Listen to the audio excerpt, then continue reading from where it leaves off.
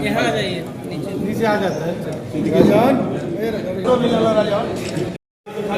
इस तरह विक्ट्री दिखाइए। से बात करेंगे।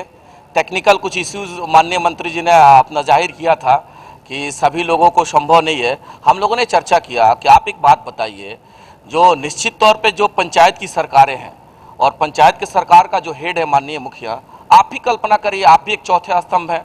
आप देखते भी होंगे कि माननीय जो भी मुखिया 12 बजे रात और 12 बजे दिन को अगर मालिक याद करते हैं तो वो सारी चीज़ों को छोड़ के दौड़ के जाता है और जब अपने कार्यों के निष्पादन में वह दौड़ के मालिकों के बीच में जाता है। उसी दरमियान जो विपक्ष के खेमा है या वैसे कुछ शरारती तत्व हैं, वह वैसे लोग हैं हमारे सम्मानित मुखिया की हत्या कर देते हैं। मैं पूछना चाहता हूं कि आज जो हत्याएं हो जाती है उनके परिवार का निवाला कैसे चलेगा और क्या होगा। और इस सरकार का कहीं भी उस तरह का कंसेप्ट नहीं है कि उन लोगों को व्यवस्था को मजबूत किया जाए। हम लोगों ने मांग किया था कि कम से कम जो हमारे वैसे सिंसेटिव मुखिया हैं, जिनको ऐसा नीड है कि हमारे ऊपर खतराएं बढ़ रही हैं, अगर वह आवेदन देता है तो तत्काल प्रभाव से उसको आर्म्स का लाइसेंस दिया जाए प्राथमिकता के अनुसार। तो ये जिलाधिकारी से बात करने की बात है, साथ ही साथ उनको सुरक्षा मुहैया करवा जाए, लेकिन होता ऐसा नहीं है। हम तो माननीय मुख्यमंत्री, माननीय पंचायती राज मंत्री को संज्ञान में हम देना चाहते हैं कि हमारे मुखियागण का अगर आप जांच करवाएंगे तो जितना आवेदन ये लोग आर्म्स के लिए किए हैं, हमको लगता है उसमें से 5% भी आवेदन पर आर्म्स नहीं दिया जाता। और किसको दिया जाता है? जिनका अपना पैट है, जिनका अपना पावर है, जिनके पास अपना सिस्टम है, उनको आर्म्स दे दिया जाता है। और जिनको नीड है उन लोगों को आर्म्स नहीं दिया जाता है।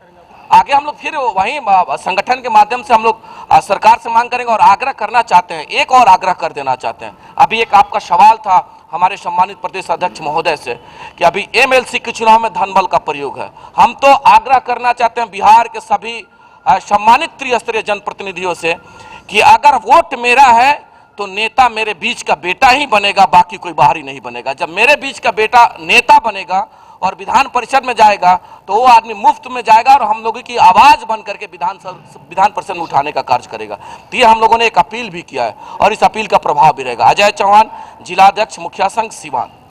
बैठक का मुख्य एजेंडा था कि हम लोग चुनाव निर्वाचित होने के बाद हम लोग बैठक, पहले तो हम लोग अपना संगठन मजबूत करना है, इसके सिलसिले में हम लोग बैठे हैं और आज सभी लोग मिल करके हमें जिम्मेवारी भी सौंपी है अध्यक्ष के लिए, तो उस पर हम लोग आगे बैठ के काम करेंगे। लेकिन मुख्य एजेंडा जो आप बोले हैं कि विधान परिषद के चुनाव का लेट होगा चुनाव में, लेकिन मुख्य इस विषय है कि चुनाव में बाहरी व्यक्ति जो पंचायत प्रतिनिधि नहीं है, वैसे लोग विगत 2003 के बाद 3 से 6 तक ठीक था, लेकिन विगत 2 चुनाव के बाद से बाहरी धन बल के जो धन बल जिनके पास है, वैसे लोग हम लोगों के वोट में से निर्वाचित होने का काम किए हैं और वह नहीं जानते हैं कि पंचायत प्रतिनिधि हम लोगों के बीच प्रतिनिधियों की क्या समस्या है, उसके बारे में कोई आवाज़ उठाने का काम वे लोग नहीं करते हैं, नहीं करते आए हैं।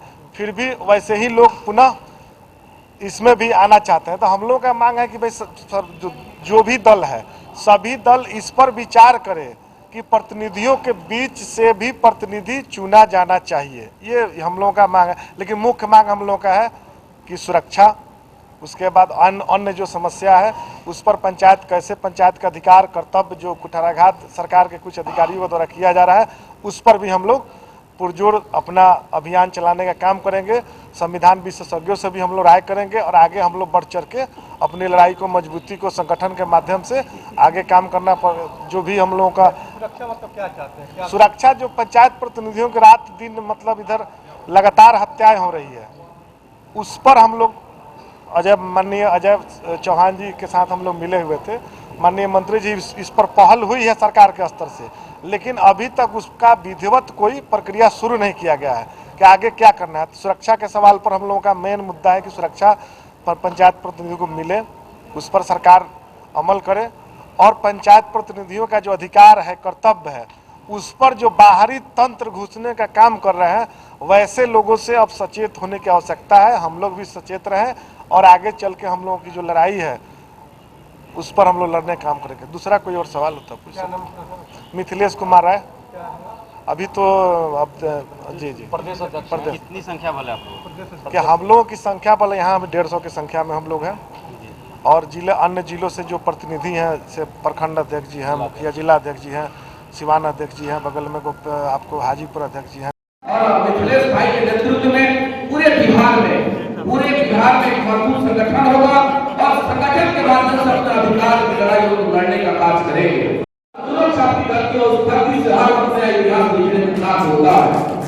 तो मेरे साथियों, आप सभी तमाम लोग यहाँ के माध्यम से विधान परिषद तक जाता है और उसका समस्या होता है, लेकिन होता ऐसा नहीं। हम अपनी ताकत उनके साथ समझौता कर देते हैं, तो क्या यह उम्मीद है कि जो व्यक्ति 10 और 20 करोड़ खर्चा, ये विडंबना है, ये दर्द है। इस दर्द को आप दिल से लेंगे तो प्रत्येक जिला में ऐसा उम्मीद है कि प्रत्येक जिला में हम